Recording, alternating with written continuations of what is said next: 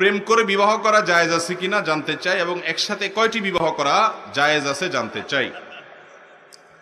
ভাই, মানুষ একটাই করতে পারেন, আপনি কয়টার প্রশ্ন জিজ্ঞেস করছেন আল্লাহ জানে, কি করার নিয়ত নাকি আজাইরা প্রশ্ন। দেখেন, বিয়ের আগে অবৈধ সম্পর্ক করা হারাম। বিয়ের আগে অবৈধ সম্পর্ক করা কি হারাম। এই হারামটা যারা করে তাদের বৈবাহিক জীবনে আরাম কম হয়।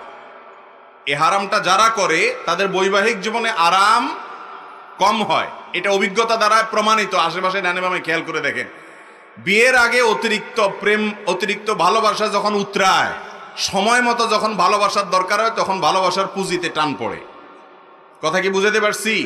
তখন ভালোবাসার পুঁজিতে কি পড়ে? টান পড়ে। বিধায় এটা করা উচিত না। আর একসাথে যদি একাধিক বিয়ে কেউ করতে চায়, ইসলামী শরীয়তের কোনো বাধা নাই। সে যদি তার পিঠ বাঁচাইতে পারে, শ্বশুরবাড়ির মাইদ্যর, নতুন বউর